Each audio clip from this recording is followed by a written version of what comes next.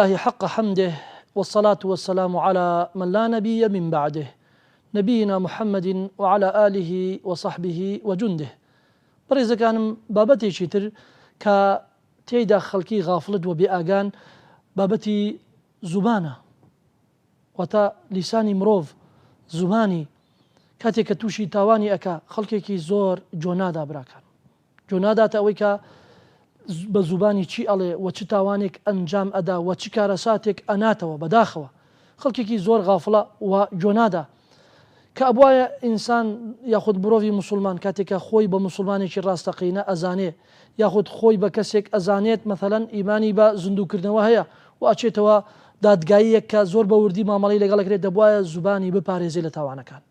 ینی بۆ نمونە ئەو تاوانانەی کە خەڵکی زۆر بە زمانیان بە زمانیان تا ئەنجامی ئەدەن، تاوانی غەیبەتە ئیمڕۆ، تاوانێکە بەداخەوە زۆر بەربڵاو بووە لە ناو مسلمانان.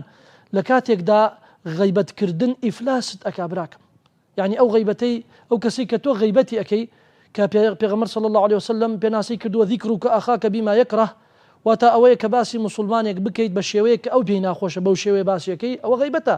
چونکە کاتێک کە باسی صیفەتێک ئەەکەیت ئەگەر تێیدا نەبێ غەیبەتە، ئەگەر تێیدا نەبێ بوهتانە، و ئەگەر تێیدا بوو ئەوە غەیبەتە. لە هەردوو حاڵەتەکە تو تاوانباری تووشی ئیفلاست ئەکا. یعنی تۆ کاتێک کە غەیبەتی فڵان کەس ئەەکەیت لە ڕۆژی قیامەتدا ئەو چاکەی خۆت ماندوو کردووە لە بانەوە پێوەی ئەو نێژ و تاعات و عیبادەت و سەدەقە و زیکری کردوتە ئەیبەن ئەیدەنە ئەو تو چیت داوە لەوە، تو چیت داوە لەو تاوانە. و هەروەها تاوانی درۆکردن بەداخەوە خەڵکێکی زۆر لەبەر بەرژەوەندەکانی دنیا، یاخود بۆەوەی کە ئەگەر مخالفەیەکی هەبێ یاخود شکستێکی هەیە بە درۆ خۆی دەرباز ئەکا، جۆنادا نازانێ درۆکردن بەر لعنەتی خوای پەروەردگاری ئەکەوێنێ، یعنی درۆکردن بەرەو لعنەتی خوای پەروەردگار ئەدبا ئەلا لعنەت الله علی الكاذبین. یعنی بەڕاستی یەکێکە لە تاوانە گەورەکانش درۆکردن، وەک چۆن غەیبەت یەکێکە لە تاوانە گەورەکان، درۆکردنش یەکێکە لە تاوانە گەورەکان. نەخۆشی سێیەم نەخۆشی بوهتیانە، بوختیانکردنە. جاروایە کەسێک سێرەکەی دەرەخەت کەسێک نایە ناگا پێی و کەسە لەم چاکترە هەڵەسێ بەداخەوە بوختیانی بۆ ئەکا، صفەتێکی بۆ هەڵەبەستێ یاخود قسەیەکی بۆ هەڵەبەستێ کە تیایدا نییە، بە هەمان شێوە ئەوانش بەر لعنەتی خوای پەروەردگار ئەکەون. وهروەها بوختیانکردن تاوانێکی گەورەیە بۆ قیامەت ئەیبێ. وی خوای پەروەردگارە فەرمێ والذین یؤذون المؤمنین والمؤمنات بغير ما اكتسبوا فقد احتملوا بهتانا وإثما مبينا. يعني ئازاردانی مسلمانان خاصەتەن ئەگە بوختیانی بۆ بکەیت یاخود سێرەکەی ئافرەتێکە بەسایی تۆ تەلاق ئەدرێ، یاخود کەسێکە بەسایی تۆ لەو ئیشە دەرەکرێ، کەسێکە لە شوێنێکە ئازار ئەدرێ بەسایی تۆوە، بەسایی قسەیەکەوە کە حەقیقەتشی نییە، تۆ بوختیانێکە پێویت هەڵبەستیوە. ئێمە ئاخر ئازاردانی مسلمانان تاوانێکی گەورەیە، بوختیانێکی گەورەیە بۆ قیامەت ئەیبەی لەگەڵ خۆت. و هەروەها بەڕێزەکانم التحریض على الشر، هەندانی شەڕ و ئاژاوە. اینجا وایە تۆ چیتە ماڵێک قسەیەکەکەیت سێرەکەی ئەبێتە مای شەڕ و کێشە و ئاژاوە لەبین ئەو خێزانە، لەبین ئەو ژن و پیاوە. یعنی جاروا هەیە مرۆڤ خێزانەکەی خۆی تەلاق داوە بەسایی کەسێکی ترەوە، کاتێکە هانی داوە فیتنەیەکی ناوەتەوە لە بینیان، یاخود سێرەکەی کەسێک کوژراوە بەسایی هەندانی کەسێکی ترەوە. دەبێ ئینسانی مسلمان زۆر مقیەتی زوبانی بێ. و هەروەها الصد عن سبيل الله، جاروایە تۆ بە زوبانت مسلمانێک سار دەکەیتەوە لەوەی کە تاعات و عیبادەتێک ئەنجام نەدات. ئەمیش صفاتی دووڕۆکان بوو سەردەمی پێغەمبەر صلی الله عليه وسلم. ئەگەر کەسێک خێری بکردایە ئەگەر کەم بواە ئەیانوت خوای پەروەردگار ئەم خێرەکەمەی تۆی بۆ چییە؟ یاخود ئەم خێرە زۆر کەمە، ئەمە چییە تۆ بکەیتە خێر لە پێناوی خوای پەروەردگار؟ مەبەستیان الصد عن دین الله، ساردکردنەوەی ئەو کەسە بوو کە ئەو سەدەقەیە نەکات. و ئەگەر زۆرشی بکردایە خێر پیاوە هەبوو دەوڵەمەند بوو، یەکسەر تۆمەتباریان نەکرد.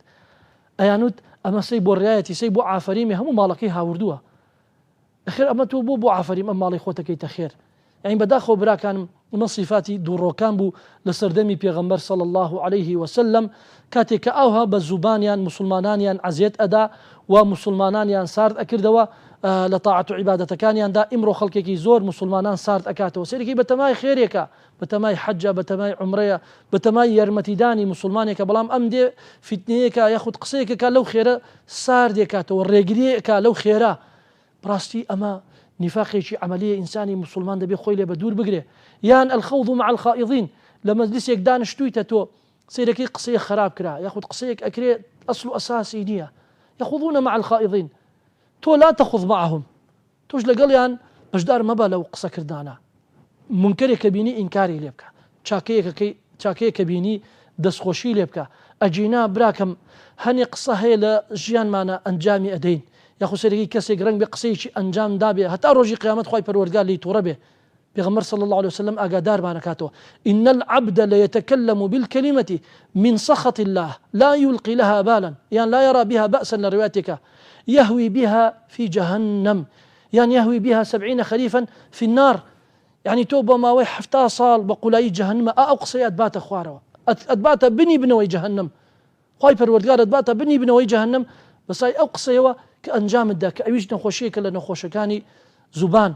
بەڵێ بەڕێزەکانم بەڕاستی خەڵکێکی زۆر ئاگای لە زوبانی نییە، خۆی بە ئیماندار دانا، ئاگای لە کێشەکانی زمانی نییە، نازانێ خۆشی چی ئەڵێ.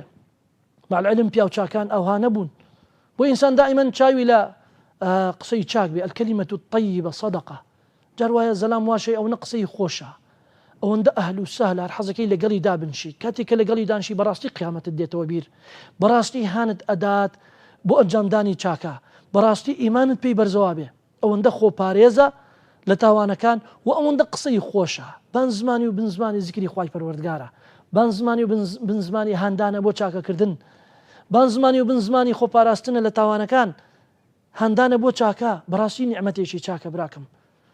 یەکێک لەو پیاو چاکانە بەڕێزەکانم خوا عافوی کە شێخ بن باز بوو ڕەحمەتی خوای لێبێ، کە هاتن پێیان وت فڵانە عالم لە تۆ زیرەکترە و لە تۆ فڵان مەسئلەی شەرعی جوانتر حەڵ کردووە. ذلك فضل الله يؤتيه من يشاء، ئەوە فەزلی خوای پەروەردگارە، فەزلی علمە ئیداتە چێ ڕنگ بێداوێتی ئەو پیاوە نەیداوەتە من، یعنی بزان چۆن دڵخۆی دایەوە حەسوودی دەرنەبڕی. زەلام وا هەیە حەسوودی بە یەکێکی ترە بە چ قودرەتە لەو مەجلیسە باسی ئەو پیاوەکەن، ئەو یەکسەر چی لە ناو دڵێتی هەڵێڕشێنێ، ئەو دڵ ڕەشەی بەرامبەر ئەو کەسە، یاخود ئەو حەسادەتەی بەرامبەر ئەو کەسە یەکسەر دەری ئەبڕێ. بەڕاستی ئەمە کارە ساتە. بۆیە بەڕێزەکانم با خۆمان فێرکەین کاتێکە لەگەڵ مناڵەکانمان دانشین، یاخود لە مەجلیسێکە دائەنشی، ئەگە باسی فڵان کەسیان کرد وتیان فڵان کەس یان فڵانە ماڵ کوڕەکانی ئمڕۆ ژینی هاورد، لای خۆتۆ بڵێ یا ڕەبی مبارەکیان بێ، یا ڕەبی خێری لێ بدێنن. پێتیان وت فڵان کەس ئمڕۆ قەسرێکیان کڕی، خانەیە تازەیان کڕی، مەڵێ لە کوێیان بوو، مەڵێم پارەیان لە کوێ هاورد. آخر تەداخولکردنش بە زوبان یەکێکی ترە لە ئافاتەکانی زمان، یەکێکی ترە لە نەخۆشیەکانی زمان. لە کوێیان بوو؟ من ئەینە لەکە هذا یا من ئەینە لەهم هذا، ئێوە کەی کێشەی تووە؟ ئەین تو بۆ خۆت تاوانبارەکەی قسەیەکەکەیت یەکسەر ئەو ماڵە ڕەشێکی لە پێش چاو خەڵکی، تاوانێکی ترە تەداخولکردن لە کاروباری خەڵکی. دوعای خێریان بۆ بکە، بڵێ یا ڕەبی خێری لێ بدەن، یا ڕەبی پیرۆزیان بێ، یان بیستەوە کچێکی ماڵ فڵان کەس ماڵێ باشی دەستکەوت و شووی کرد، یان کوڕەکەیان شەهادی ئەوهای ئەو تۆی بەدەست هاورد، دوعای خێریان بۆ بکە، دوعای خێریان بۆ بکە. یان ئەبیسی تۆ ماڵ فڵان کەس سوتا، مەڵێ وەڵا ئەوانە هەر دز بوون، هەروە خراپ بوون، بختیانیان بۆ کە یاخود سەوابقیانە جێڕیتەوە، ئەخی کابرا بەشکم تەوبەی کردووە، یا بەشکم بەسای ئەوە نیە خوا ابتیلانی کرد، ئەخە تۆ بە درۆزن نەقەڵە مەدری بۆ تانە تەشە لە خەڵکی ئەدەی. ليس المؤمن بطعان ولا لعان ولا الفاحش البذيء، يعني مسلمان نابێ زمانی پیس بێ، یاخود طعن لە خەڵکی بدا، یاخود لعنەت بۆ خەڵکی بنێرێ. جار وایە مسلمان ئەبینی بەداخەوە هەر تووڕە بوو یەکسەر جنێوەدا، ئەخر جنێودان لە صیفە لەگەڵ ڕەوشتە جوانەکانی مسلمان ناگونجێ، لەگەڵ مسلمانی ڕاستەقینەیە ناگونجێ. جێ نابێتەوە لەو زوانەی کە تۆ زیکری پێکەی خەیسە نێشتە کرد بۆ جنێوە دەی، بۆ دژێن بە خەڵکی ئەدەی. بەڕاستی ئەمە کارە ساتە براکانم. ئەگەر مقەیەت نەبین ئەو زوبانە سەر خاوەنەکەی ئەکاتە قوڕاو بەرەو جەهەنم ئەیبا.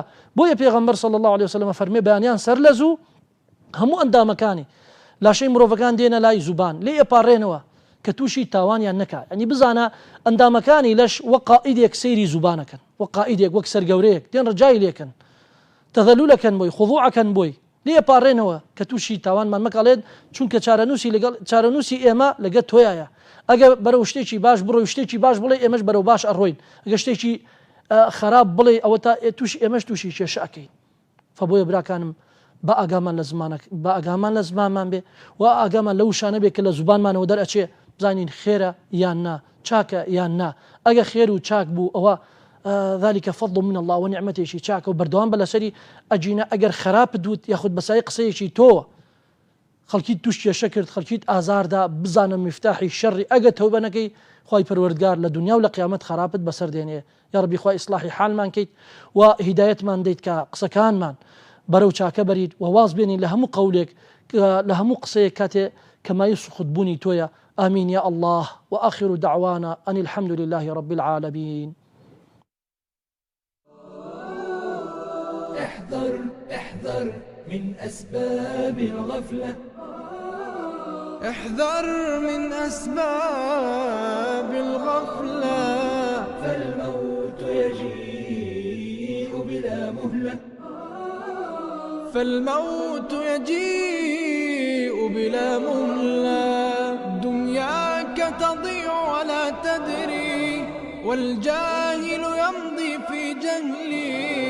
احذر احذر من أسباب الغفلة، وتغفل عن درب المولى، عن غايات الدين المثلى. حين ترى الأفعال الفضلى تنساها من أول وهلة. يا من في الحيرة قد أمسى أيامك بحياتك